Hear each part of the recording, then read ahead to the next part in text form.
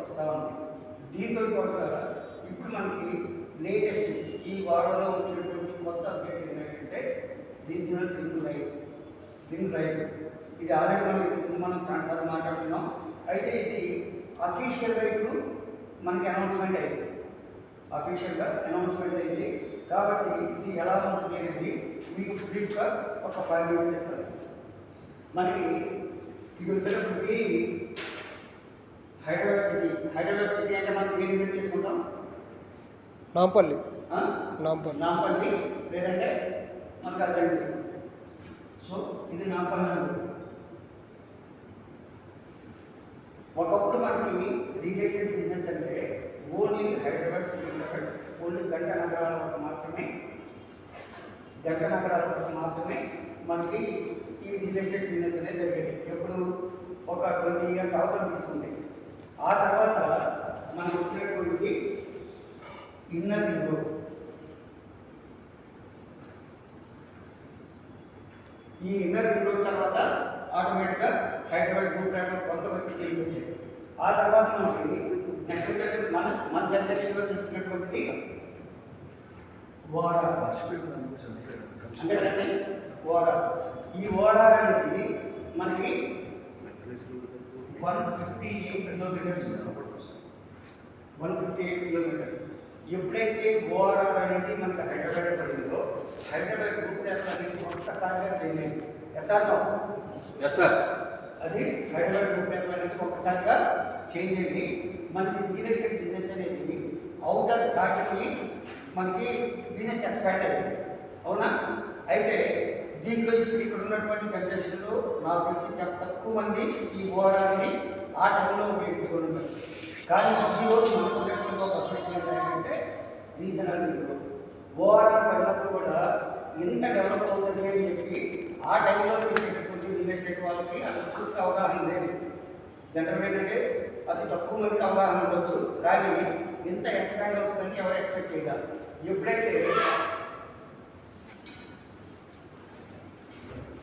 ఎప్పుడైతే ఓఆర్ఆర్లో ఈ విధంగా ఎక్స్పాన్షన్ ఉంది, హైదరాబాద్ మంచి లైఫ్ ఉంది, దీంట్లో పనిచేసేటటువంటి రియల్టర్స్కి మంచి లైఫ్ ఉంది అనేది మనకు ఓఆర్ఆర్ అనేది మనకు ఒక సైన్ చేసింది. అయితే ఇప్పుడు దీన్ని మించి మనకు ఇక్కడికి రీజనల్ రింగ్ రోడ్ అనేది వస్తుంది. ఈ రీజనల్ రింగ్ రోడ్ అనేది మనకి 354 కిలోమీటర్లు వస్తుంది. ఇంత పెద్ద రింగ్ రోడ్ పడిన తర్వాత ఇంకా హైదరాబాద్ ఎలా ఉంటుందో ఒక్కసారి ఊహించండి. సో అంత అద్భుతం అనేది మనకి హైదరాబాద్ ఉంది. హైదరాబాద్లో ఎవరైతే రియల్ ఎస్టేట్ బిజినెస్ చేసేవాళ్ళైనా రియల్టర్స్ అయినా కానీ ఒక అద్భుతమైనటువంటి గొప్ప స్థాయికి వెళ్ళేటటువంటి ఆపర్చునిటీ ఒక రియల్ ఎస్టేట్లో మాత్రమే ఉంది. దీన్ని ఎంతమంది విశ్వసిస్తున్నారు? Okay, thank you. అయితే నేను వచ్చినటువంటి అప్డేట్ చూస్తే మనకి రీజనల్ రింగ్ రోడ్ తర్వాత మనకి రీజనల్ రింగ్ రైలు వస్తుంది అని చెప్పి మనం అనుకున్నాం. ఇది ఆల్రెడీ ఒక 5-6 నెలల క్రితం పేపర్లో వచ్చినటువంటి స్టేట్మెంట్ కూడా ఏంటంటే ఈ రీజనల్ రింగ్ రోడ్ తర్వాత ఎంఎంటీఎస్ రాబోతుంది. ఈ ఎంఎంటీఎస్ వచ్చి 575 కిలోమీటర్లు ఉంటుందని చెప్పి ఇంతకుముందు పేపర్లో వేశారు. అది ఆ పేపర్ కటింగ్ కూడా నేను చూశాను. అయితే ఇప్పుడు దాంట్లో కూడా కొన్ని అలైన్మెంట్స్ మార్చారు. అంటే నేను జస్ట్ ఈరోజు చూసినటువంటి అప్డేట్ చెప్తున్నాను. ఇది అలైన్మెంట్ మార్చి ఈ ఎంఎంటీఎస్ అనేది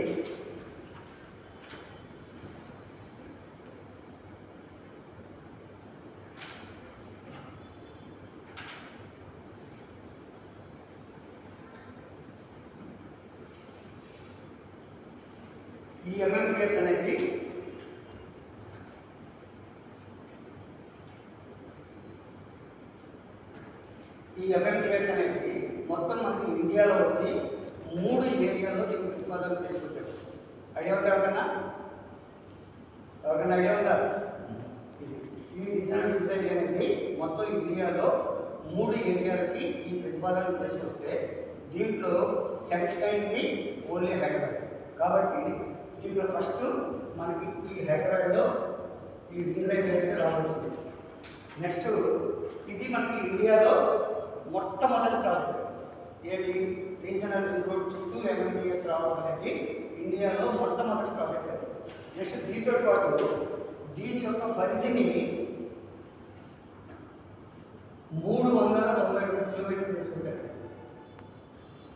దీని పరిధి 392 కిలోమీటర్లు. ఇది ఎలా ఉంటుందంటే, అంటే 392 కిలోమీటర్లు అంటే నేను 100% నేను చెప్పిందే కరెక్ట్ అని చెప్పి నేను అనుకోవట్లేదు.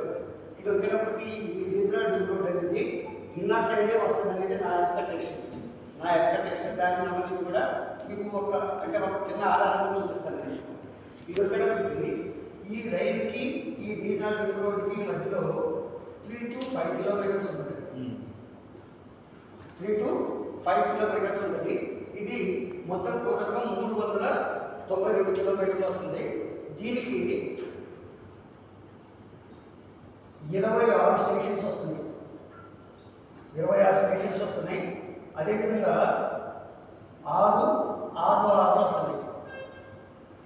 నెక్స్ట్ 8 డిస్ట్రిక్ట్స్ని ఇది కవర్ చేస్తుంది. ఇది మొత్తం 8 జిల్లాలను కవర్ చేస్తుంది. అదేవిధంగా 14 మండలాలు అవుతాయి. ఈ ఎంఎంటీఎస్ ఎఫెక్ట్ అనేది మనకు మొత్తం టోటల్గా 392 కిలోమీటర్లు ఉంటుంది. అదేవిధంగా 26 స్టేషన్స్ ఉంటాయి. అదేవిధంగా 6 ఆర్ఓఆర్లు ఉంటాయి.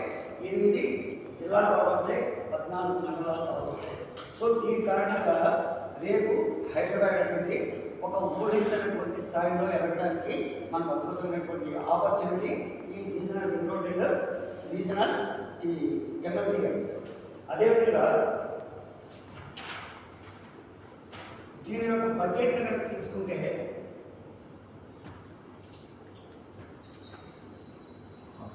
దీని యొక్క బడ్జెట్ వచ్చి 12,070 కోట్ల రూపాయలు అవుతుంది. ఈ రీజనల్ రైల్కి బడ్జెట్ వచ్చి 12,070 కోట్లు అవుతుంది. అయితే మీకు ఎంతవరకు ఐడియా ఉందో నాకు తెలియదు. ఈ రీజనల్ రింగ్ రోడ్ అనేది ఇలా రీజనల్ రింగ్ రోడ్ ఉంది కదా, ఈ రీజనల్ రింగ్ రోడ్ అనేది దీన్ని నార్త్ జోన్ అంటారు, దీన్ని సౌత్ జోన్ అంటారు. ఐడియా ఉందా? ఈ నార్త్ జోన్ అనేది సంగారెడ్డి దగ్గర నుంచి ఇటు వచ్చేటప్పటికి చౌటుప్పల్ వరకు వస్తుంది. చౌటుప్పల్ దగ్గర నుంచి మళ్ళా ఇటు షాద్నగర్ మీదుగా మళ్ళా సంగారెడ్డి దగ్గర కలుస్తుంది. అయితే ఇప్పుడు దీంట్లో మనం ఇది ఇన్నర్ సైడ్ వస్తుంది అనడానికి జస్ట్ నా అవగాహన చెప్తున్నానండి. దీనిలో 26 స్టేషన్స్ ఉన్నాయని చెప్పాను.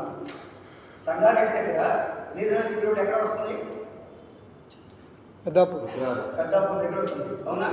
అదేవిధంగా మనకి షాద్నగర్ ఏరియాలో ఎక్కడ వస్తుంది? చించోల్ దగ్గర. అయ్యవారిపేట దగ్గర వస్తుంది. అటు మెయిన్ రోడ్లో చూసుకుంటే బాలనగర్ ఏరియాలో వస్తుంది, అంతే కదా.